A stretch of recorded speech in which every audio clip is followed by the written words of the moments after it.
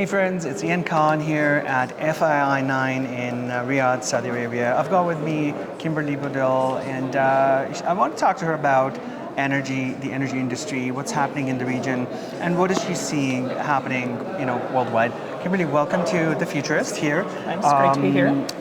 What are your observations since yesterday, day before, today? We're still on till tomorrow, I guess, and what have been some of the dialogues? So I think there's been a really broad-scale embrace of what in the US would be called the energy abundance agenda.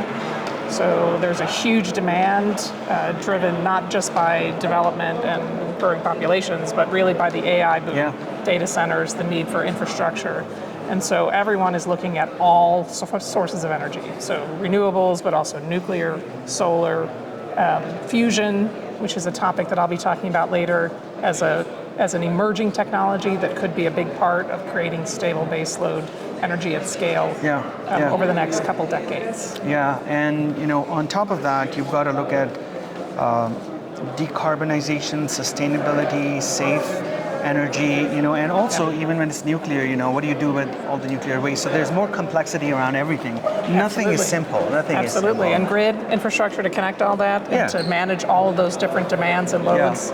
It's a really interesting time for the energy sector. So many countries, regions around the world, we've got nuclear energy, which is great. It's been out there, but here, there's no nuclear energy yet. What are your insights on that, and what have you been hearing on the potential possibilities? So I know that a lot of the groundwork has been laid here in the kingdom to bring nuclear here, and that the leadership here is very eager for that. Building the right infrastructure, the right regulatory regimes, the right safety regimes, relationships with the International Atomic Energy Agency. So it could be a very interesting decade here if all of this comes together with deployment of nuclear. What do you think the time frame is? Is it a decade before a plant is up and running? Well, it depends. I have been blown away by the pace at which things happen here. I mean, it really is a good contrast coming from the US to come to a place like this where there's capital and energy and leadership, focus on building at scale. So in the US, it would definitely take 10 to 20 years to build a large-scale nuclear power industry. I don't know. Yeah, but also I live in Canada. Canada and US, we haven't had any new nuclear power plants. Like, okay, here's one here and there's a new one there. They've been there for a few decades or what have you. But now that the AI push is there, everybody's looking for cheaper energy, longer energy. I mean, you see large tech companies doing all agreements with nuclear power plants, and demand is rising. Saudi Arabia, the region generally, whether it's the UAE or Saudi, big focus on AI, like massive, massive, massive focus. And I think a lot of announcements are also coming out here at FII as well. How will that propel nuclear power or power generation in general? Building capacity. Yes, so you're right about US and the West in general, but it's changing fast in the US as well. So the small modular reactor industry is finally gaining some steam. The current administration is really working to lower regulatory barriers to building new nuclear and getting those plants up and running. And just this week, for example, Google announced an agreement to restart a dormant nuclear power plant in Iowa. So there's a huge amount of energy around energy. I don't know. Here, in order to really scale up fast, you are going to need something like nuclear power that can give you that large-scale, stable baseload generation that you need for things like data centers. What we've been saying, my lab works on fusion research. We're not building power plants, but we're trying to work with the fusion industry to help bring that technology to the fore. Fission is today technology. It comes with great benefits, but some challenges, nuclear waste being a notable one. People's concerns about safety, modern nuclear technology actually quite safe. Fusion mitigates many of those, doesn't generate long-lived nuclear waste, is sort of passively safe, easy to turn fusion off, very difficult to turn it on. And has the same characteristic of being able to produce energy at scale. Cheap, abundant fuel, derived from water. I mean, it is a really big game changer if we can make the technology work. And there are a lot of bets right now in the private sector on what type of technology pathway will be there. I'm hopeful that we can help that industry mature much faster than you would normally see. And so in the next 10 to 20 years, maybe you'll start seeing meaningful deployment of fusion technology around the world. And clean as well, right? Yes. And Yes. super ultra clean. Yes. Let's talk about your, regional dynamics.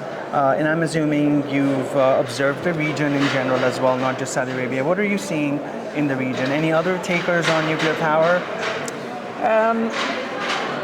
I don't know. Of course, there is some nuclear in the Gulf region already. I think it's a natural direction for people to go, and particularly in a region that's trying to diversify its economic base. I saw some work here, for example, on other uses for petroleum, turning it into beneficial chemicals. So thinking about how this industry evolves over time to meet the needs of the region and build new industries that will support that. So I expect there'll be a lot, there's a lot of interest in nuclear, and there's a lot of industry that's prepared to supply. If we can make all of the things you need to go around fission deployment,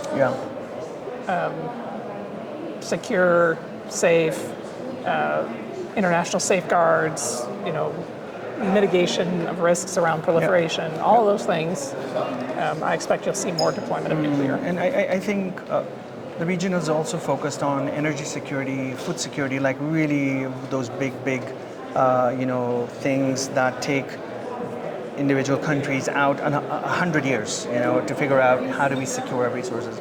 Now, we live in a sunshine country. This is not live, but we're here 365 days a year. You've got sunshine. Yes. Amazing, love it.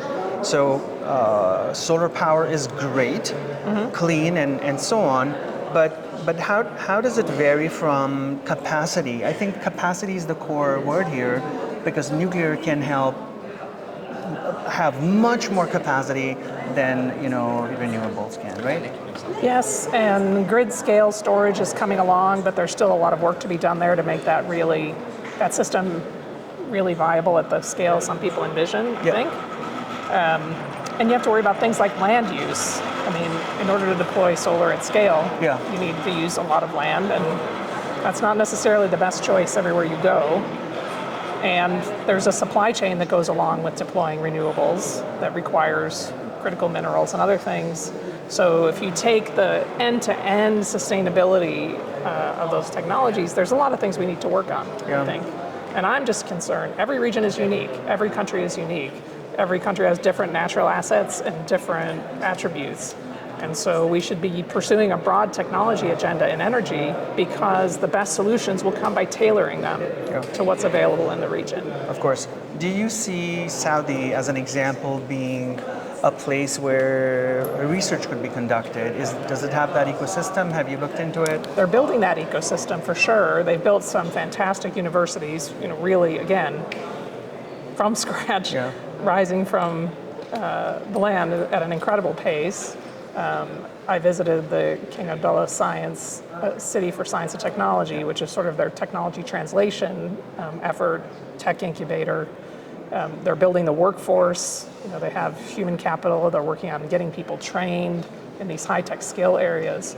So I think they're working toward that. I think there's a huge opportunity and very strong support from the government for building that full ecosystem. So not just infrastructure and not just universities, but people and incubators and a tech ecosystem, I think very different from what's been here in the past. They have the Stargate project that's been launched. Many big names are part of it. A lot of investment is happening in that. Some part of that is in the Middle East as well.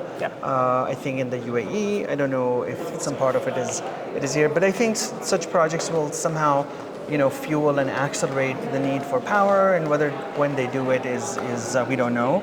But I'm hopeful, maybe the next 5-10 years will be a great time to see new things happening, and it's been really exponentially, things have been improving, changing, building, growing. So I think we're onto something, and we'll see what happens. Yeah, it's been great. I've been listening to a lot of the big tech leaders here, the way they're thinking about building these alliances. And I'm a big believer that these relationships are part of a security infrastructure that really is beneficial to the world as a whole. And so working with allies and partners to ensure stable supplies of energy, cooperation in critical areas that are strategically important. They really have embraced that agenda. So I think the next decade will be very interesting indeed. Excellent. Well, thank you so much for sharing some time with us and telling us about the industry. Thank Really you. appreciate it, and have a great rest of FII.